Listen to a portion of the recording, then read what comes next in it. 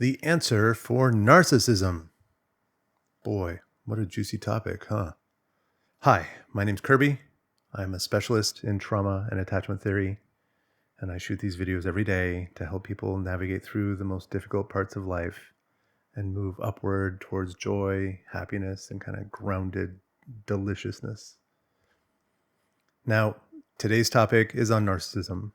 This one's been chewing around in my head for a long, long time. And I wanted to do more research. I wanted to look at it more deeply. I wanted to give it a time to kind of digest inside, because I'm like, the things I have to say might ruffle some feathers.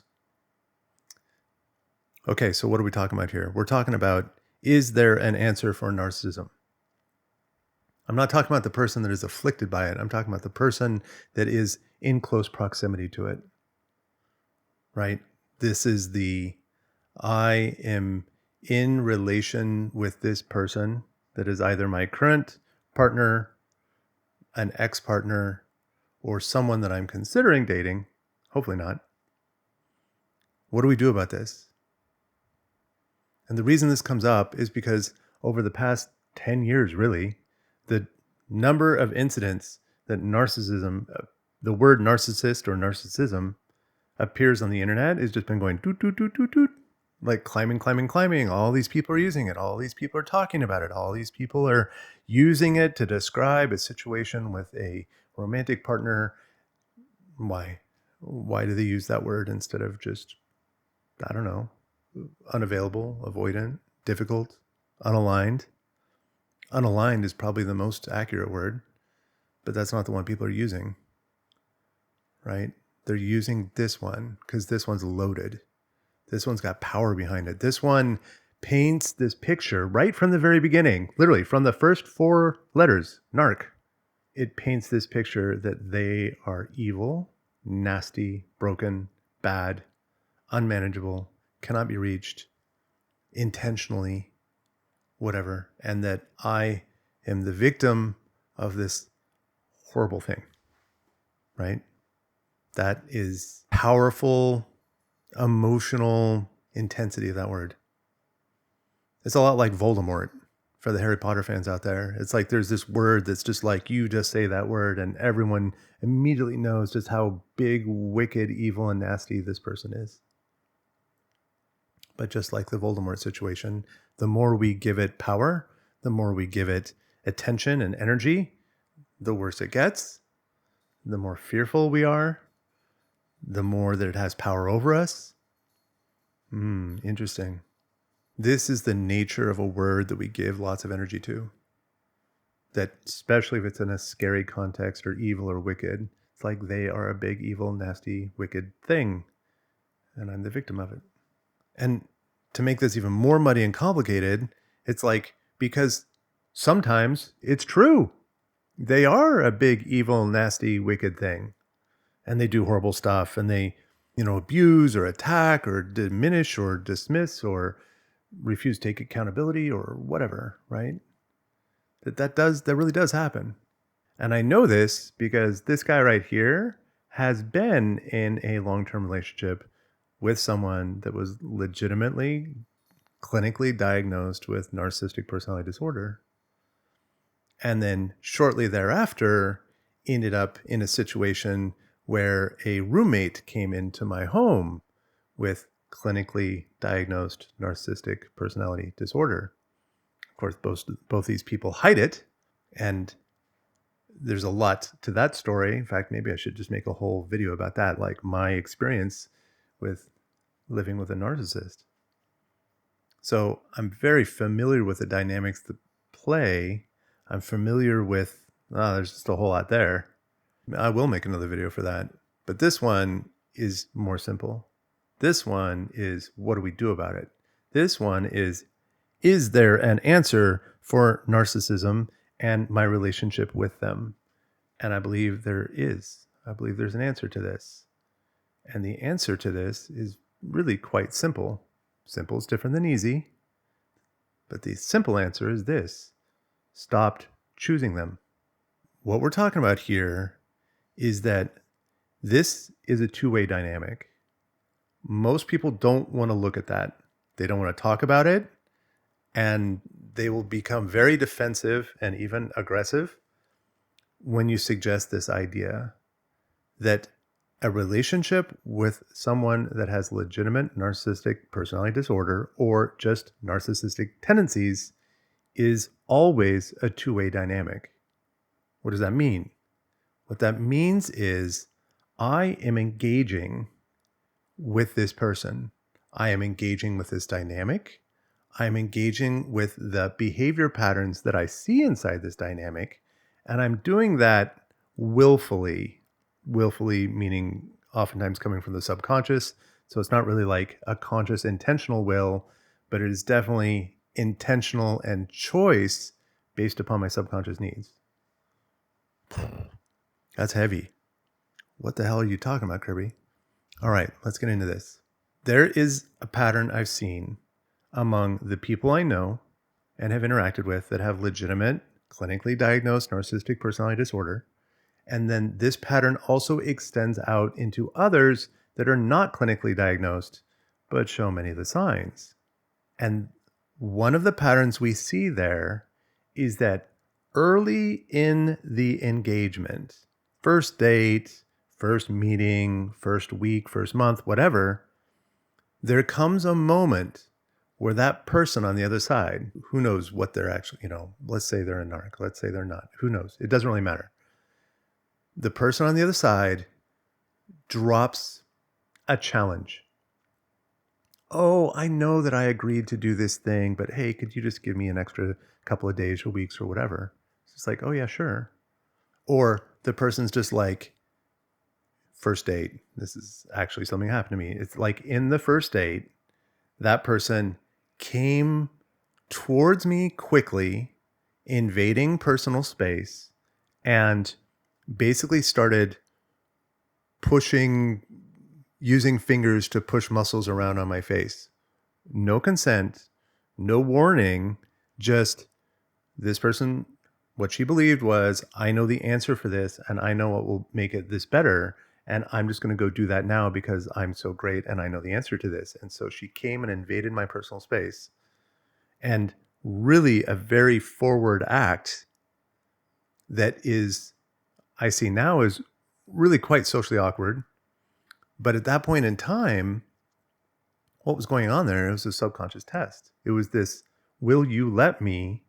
Are you so driven, so craving, do you have so much desire and hunger for connection that it will override awkward social gestures? It will override typical boundaries.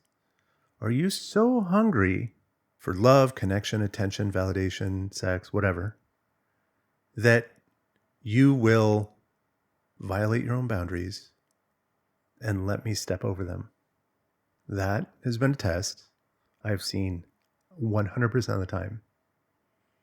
And now I help people all the time, right? And of course, because this word is a total buzzword on the internet, I work with people all the time. They're using this word. It's like, oh, my ex was a narc. My current boyfriend is a narcissist. Oh, my mother's a narcissist. Whatever, blah, blah, blah, right? But it's like, okay, let's explore this. Maybe they are, maybe they aren't. Like, let's, you believe they are, and that's what matters, right? The truth doesn't really matter. What matters is that what your nervous system believes to be true. And I try to meet people in that space all the time. It's just like, whatever happened, who knows? But it's what your nervous system believes happened is what matters. And so you believe your mother's a narcissist. Let's go there with the assumption that that's true.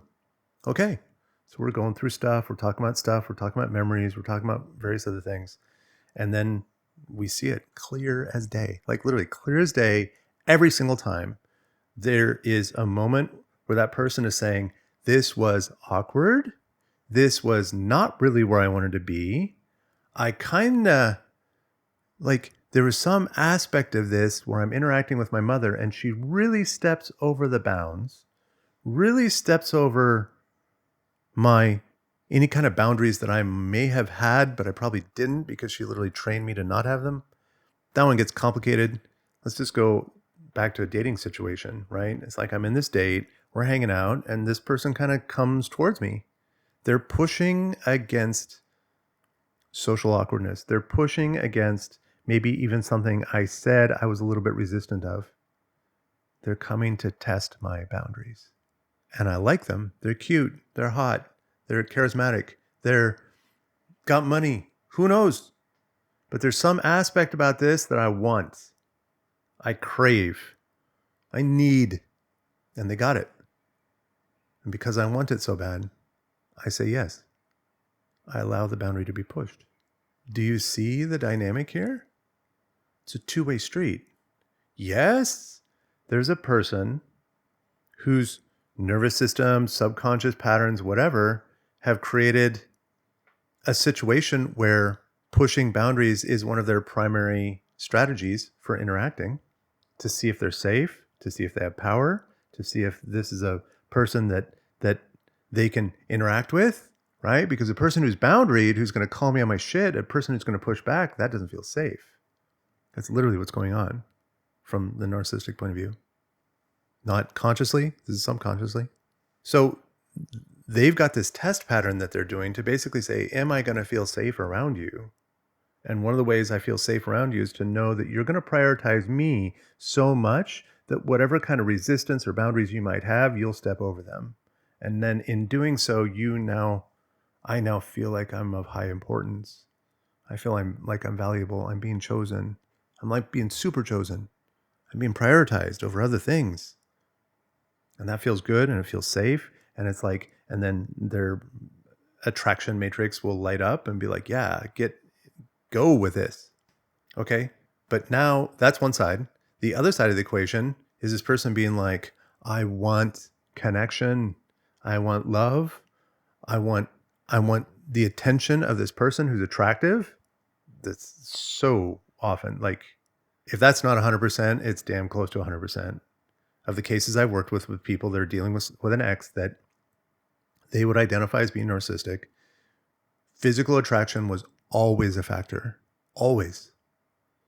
Why? Well, because physical attraction has to do with social value, and social value is one of the things that lights up my attraction matrix. Because if I can get someone who's very, very attractive to choose me and pick me, have me at their side as we walk through life together, walk into a party, walk down the street, walk in a grocery store, whatever, and this super hot guy is choosing me or super hot girl is choosing me, I get to feel good about myself. Check out my other videos on attraction. Like, it's really, the way attraction works is really quite insidious. But okay, so this person has something that I want. And it feels good, right? Of course it feels good, because your subconscious wounds are saying this person might be the answer to all these wounds that I have inside. Okay, we'll get past that. They have something I want. They have something I'm craving. They have something I'm reaching for, and they're offering it. And what they're saying is that, like, you get to be with me. You get to be with this hot, successful, financially wealthy, charismatic, blah, blah, blah, whatever. You get to be with me, and I'm going to choose you as long as you're just a little bit flexy, as long as you're open-minded, as long as you're like, chill, bro, as long as you're good vibes only. And so we do. And what's going on here is that my craving for attention, validation, it's usually validation, my craving for attention, love, validation, whatever, is so high that my other boundaries are lower on my value hierarchy, which means when they come into conflict, one of these is going to win. And what wins is to be present and take it, put up with it, be flexy, whatever you want to call that. What wins is the connection with this person and what they're offering me. And because that wins, I flex on my boundaries. I have literally just told the narcissist, I'm game and I'm in this, and you don't have to respect my boundaries. This is the two sides of the equation. And it's the part that so many people miss, is that there's always two sides to the equation anytime attachment issues are at play. And so the narcissist is basically saying, I'm looking for safety, and the thing that's going to feel like safety for me is to have someone that I can basically, like, is going to prioritize me over everything else. And so I don't really have to worry about being good enough. I don't have to worry about doing it right. I don't have to worry about la la la la la, right? Because underneath narcissism is almost always a massive shame wound, or at least narcissistic behavior patterns. And then on the other side, you got the person who's like, I'm so desperately craving of love, attention, whatever, that yes, I want to be here with you and I want this. And oh my God, you're so amazing. And he's so charismatic. And he's like got these amazing jobs and he's been on these podcasts with famous people and blah, blah, blah. This is something I went through personally, right? It wasn't a guy, it was a girl, but still it's the same. It's like, yeah, on podcasts with famous people. I could like tune into a famous podcast and there's her voice, this girl that I just went on a date with. It's like, oh my God, I'm awestruck. She's a celebrity. She's so smart. She's so accomplished, blah, blah, blah, whatever. It's like, right. And then literally there was a moment, where like she was convinced that I was unhappy or because she was reading expressions on my face. Basically, she thought I was not smiling enough. And she's like, oh, the reason you're not smiling enough is because all these muscles in your face are just super tight because you're stressed all the time. And she literally walked up to me and then shoved her thumbs into my mouth to like massage these cheek muscles back here. And I'm standing here in public just being like, what the fuck is going on? Right?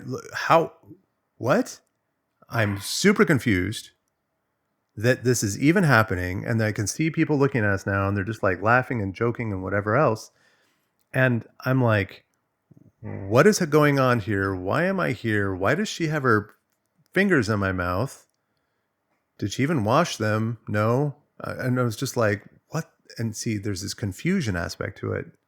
But what's going on inside my attachment system is she's cute, she's hot, she's accomplished, she's got money, blah, blah, blah. You know, all these traits of success.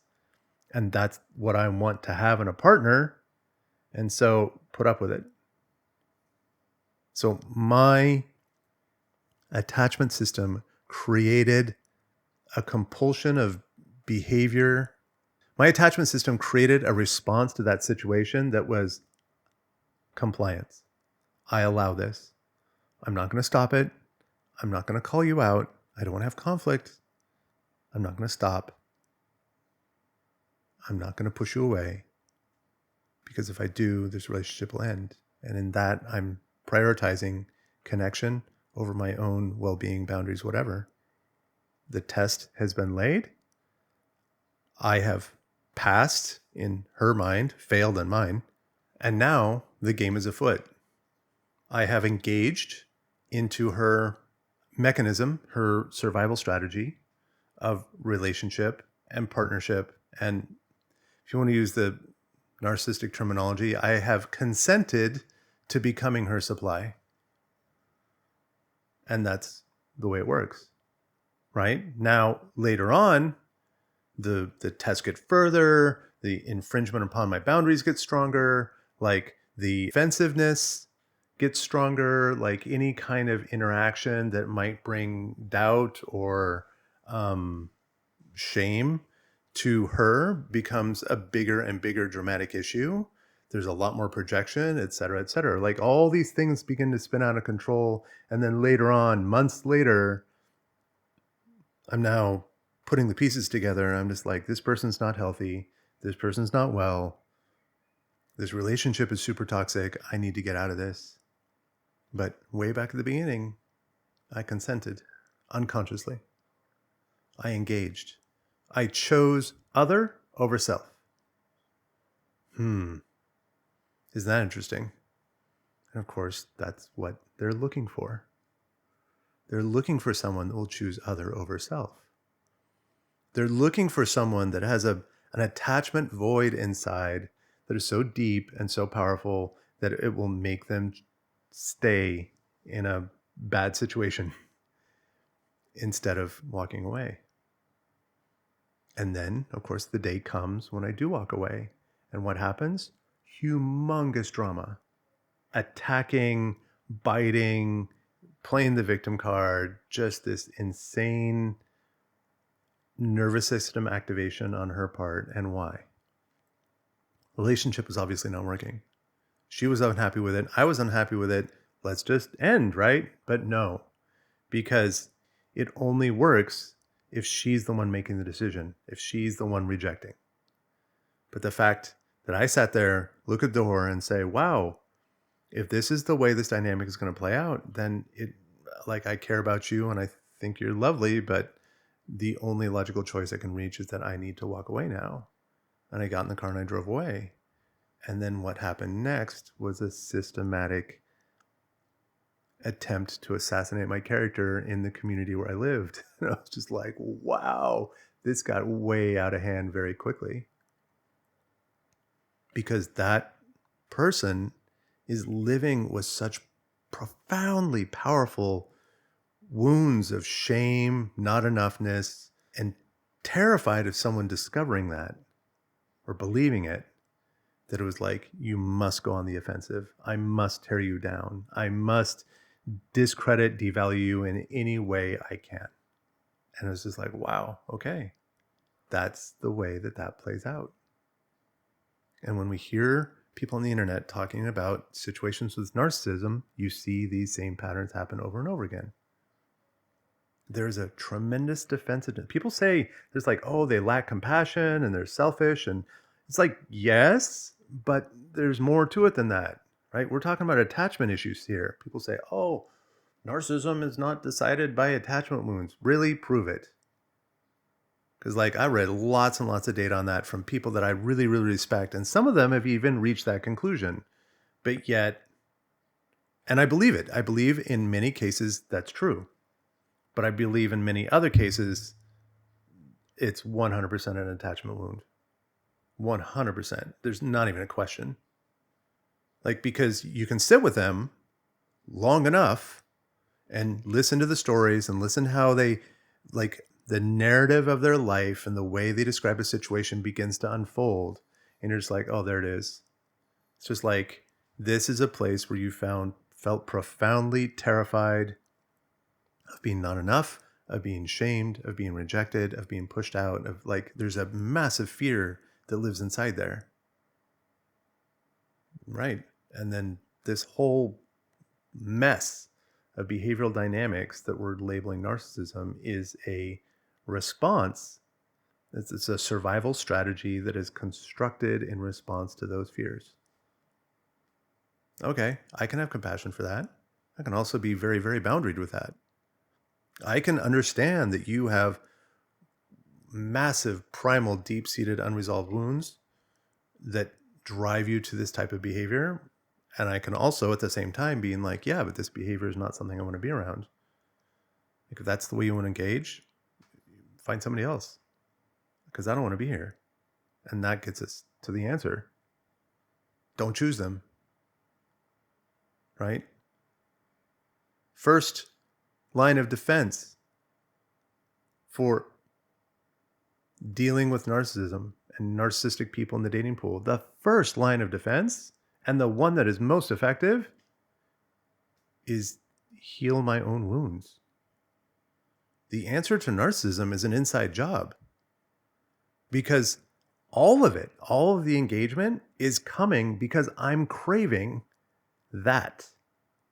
I have this, again, I'm speaking to someone that has been there multiple times, 2 different people with clinically diagnosed NPD. And in both cases, when I really started reaching progress on my healing journey. And then I go back and I analyze these things because I'm just like, oh, I got wrapped up in these evil, nasty, narcissistic, blah, blah, blah, blah, blah. I went back and started parsing through all that. And I'm just like, oh no, there it was. It was literally the first date. And the first date, that moment came when I prioritized other instead of self. I was so excited and driven and craving of the attention of this pretty girl that, like, whatever levels of awkwardness and boundary violation was happening, I just, like, ignored it. Solving the narcissism problem is entirely an inside job. Yes, they exist. Yes, they're nasty. Yes, they can be assholes. Yes, they can be, like, vicious, violent, vile, horrible human beings. Yes, all that's true. Walk away. Literally, walk away. The moment that any of these behavior patterns reveal themselves, and the thing is, walk away with no emotional payload. If I walk away being like, oh, I can't believe you did that, blah, blah, blah, right? That's a huge emotional payload. That means I have energy inside me that is literally over there being directed at this person, and they're eating it up. It is giving them power. This kind of weird power dynamic is literally the thing that they're pursuing in order to achieve a sense of felt safety. So walking away while having resentment and anger and vitriol and everything else is literally feeding their hunger. And what do? They come back around. We especially see this in cases where there's a co-parenting situation and one of them definitely has narcissistic behavior patterns and the other one is trying to get free of it, but they've got a child involved and so they can't really walk away fully. Please don't do that. Like that is probably one of the hardest challenges on earth. And you see the person with kind of the narcissistic tendencies doing this needling action. It's just like, I'm going to stab you, I'm going to poke you, I'm going to send these little needling messages, trying to activate you, trying to get your emotional system on fire. Why? Because if I can get your emotional system on fire, it tells me that you care. It tells me that you care more about me than you do about yourself. Do you get that? Let me say it again for the people in the back. If I can needle you with comments and messages and whatever else, and you respond, you are telling me, your subconscious is telling my subconscious that you care more about my opinion than you do about your own. And that's literally what I'm looking for. In that moment that you've told me that you care about my opinion, you've told me that I have power, you've told me that I have agency, you've told me that I have some kind of control, and I'm not spinning around in this crazy ass life with no control and and all that entails. The answer in that regard is maybe a stage 2, whatever. I should come up with a list. The answer for narcissism is apathy. Because that's what happens. If I go and I heal all my wounds, so I am no longer craving the attention of the pretty girl, I'm no longer craving this idea that like if I get a rich, successful, charismatic, blah, blah, blah, then I'm going to have a great life and I'm going to be loved and respected by my peers and all, if I get rid of all that shit and I deal with my wounds so that I can be whole and complete and fun, loving, and joyful in myself, then this other narcissist comes along and they do that little test and it's like, F off, man. Like, what are you doing? This is like super weird and awkward. I do not welcome this. Please stop. I'm not interested. And in that moment, I tell the narcissist, I prioritize my opinion of myself and my opinion of right and wrong way more than I value yours. And you know what will happen? They will F right off. And I've seen this happen so many times now. And it's just like, wow, okay, this is super consistent. It's effective. And it really benefits me across all domains of my life. All domains of my life will improve if I turn away from the pain, turn away from this labeling, suffering, victim card, blah, blah, blah. I turn away from all this and I come in here and just like, what is it about me that made me crave that asshole? Because there was definitely something inside me that made me want them so much that I'd violate my own boundaries to do it. I need to find that. I need to figure out what that's all about. I need to figure out like, wow, is the true reality of who I am really such that I am desperately wanton for the attention of someone that I think is high social value, charismatic, wealthy, whatever? Maybe. I see it so often. It's just like, yeah, you can bet on that one. So I deal with my stuff. All domains of my life improve because I am now resolving and healing my inner attachment wounds that have been plaguing me forever. And then what happens? I walk into a party and I see someone. I'm just like, oh, like this guy or girl reminds me of someone. Like the way they interact, the way they self-aggrandize, the way that they kind of needle other people, push against boundaries. There's this kind of like, I'm here taking up space kind of energy to it. Watch me, respect me, honor me. She's like, oh yeah, I see that. That's a scared little child that's got a whole host of behavior mechanisms to try to convince themselves that they're not a scared little child. But I see it clear as day, and it's just like, not interested. And sometimes they'll even come over and do a little flirty thing, or hey, what's up to you? And sometimes I just like, holding the glass, just kind of staring at him, being like, what's your game here? Not interested. You can't touch me. And what they see is they see someone strong, secure, grounded, cannot be fucked with, and it terrifies them. They literally find it terrifying. And they will F right off and make a very clear path, clear avoidance, whatever. And what happens sometimes is that when they get away, they will start trash talking you from a distance. Oh, well, that guy, he's just selfish and blah, blah, blah, blah, whatever. And it's just like, yeah, just ignore that crap. Yeah. This approach is hard. It's not easy. It's simple, but not easy. It pays off really, really well in many domains of life. And it completely inoculates us against narcissism, people with narcissistic patterns, and kind of the entire morass of narcissistic behavior patterns. It literally, it's like we're immunized against it. It's like, boop. And now my nervous system is completely immune. They can't come close. They will choose to leave themselves. Like they will self-select away from me. They'll run for the hills. And then I just got to wade through life connecting with awesome people and be open and vulnerable and fun and loving and joyful and all that kind of stuff. And then the narcissists wander in. It's just like, and then, sometimes it's like you're in a group together, like, oh, you share a pastime, like, oh, we both play football together, or, a painting group, or who knows. And then you're like, I got to deal with them. Like, I can't just like run away. And it's like, I'm not comfortable with you. They're not comfortable with me. And that's it. It's like, that's the extent of how uncomfortable it is. You're just like, that guy's a jerk. He thinks I'm a jerk. I think he's a jerk. I really don't want to have anything to do with you. Oh, we get forced to work together. It's like, we can do it. I can be professional and I can work with you. And the thing is, I'm not being pushed around by my wounds and my fears and all that other kind of stuff, which we see so often on the internet. These people that are in narcissistic support groups and avoidant blah, blah, blah, and, all this other kind of stuff. It's like, yes, they've been through hell. Not dismissing that.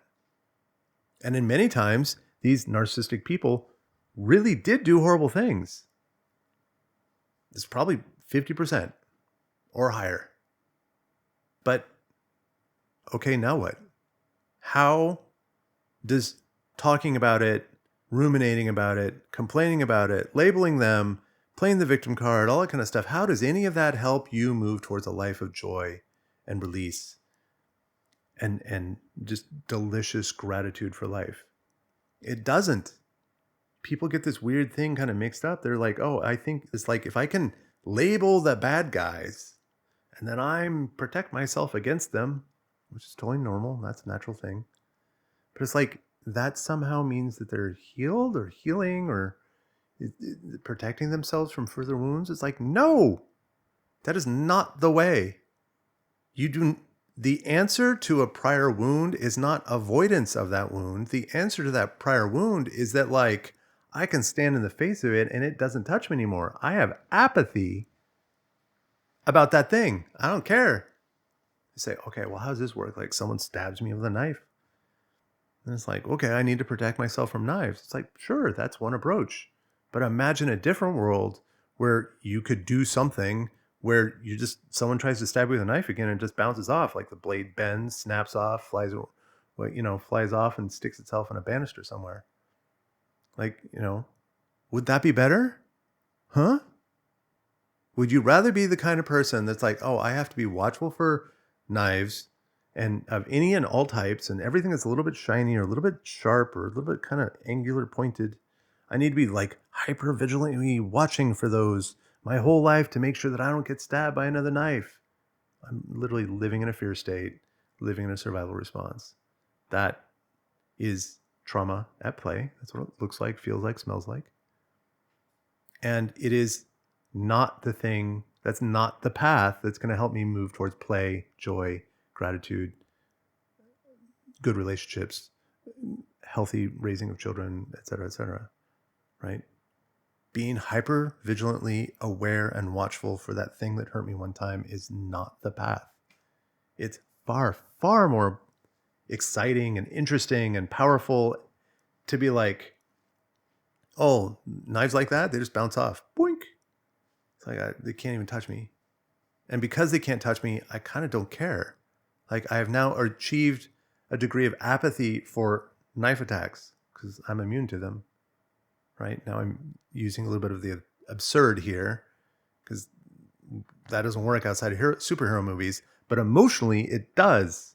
Oh, funny enough, I've got a whole series of videos called Becoming an Emotional Superhero, and this is what I'm talking about. I cannot make my ribs immune from knife attacks, but I can make my psychology and my entire emotional body immune from craving attention. I can make my entire system immune to the tricks and ploys and bullshit that narcissists play. And in doing so, I'm immune from it and I don't care anymore. I am apathetic towards them and they can go do whatever they want, right? Because it's going to crash and it's going to burn and they're going to fail and they're going to deal with all their drama and blah, blah, blah. But the thing is, I don't care about that. It's not my problem. I'm now living my life and going in a positive direction. I can't do that when I'm still hung up on the past. So I've gone through a lot and I have more inside my head. I'm kind of stunned how much is up there. But this is the way it works. And once you understand the way it works, it gives us power. It gives us the ability to choose the path that I want to walk in life. And it's incredibly empowering and it's incredibly fun and joyful and neat and exciting and all that good stuff. This is the way. And I hope for the ears that this message is intended for, I hope it catches you. I hope you hear it. I hope it sinks in, and I hope you are able to understand and embody these ideas that you have power in this. You have agency, and you have a beautiful, beautiful future in front of you. And this whole thing with narcissists, narcissism, everything else will become so much of a non-issue that you forget about it. That's what happened to me. I mean, I teach it, so I kind of got to be aware of it. But like in my personal life, it's total non-issue. And I lived with one and I was completely wrapped up with another. And there's 2 or 3 others that are probably count. It's like, nah, no wounds, no living in the past, no victim cards. It's just like, nah, I got it. Not an issue. And that frees up my nervous system and my heart to go chase fun things. There's a way better path. All right. I hope this has been helpful. Love you guys. Thank you so much. Again, I'm Kirby. I am a specialist in trauma and attachment theory. I love teaching. I do these videos. I do one-on-one sessions. I do group coaching. I save marriages. I blah, blah, blah. All that kind of stuff. Hopefully you'll see me speaking at an event near you in the next year or 2. If people still do that stuff. I hope so. Because I love teaching. Love it. And that's one of the things that I was able to reach out and grasp and pursue and invest in and fill my soul with the joyous fun of teaching and helping people improve. That all happened because I was able to move away from the past and let go of all this narcissism bullshit. So I wish you can do the same. Peace.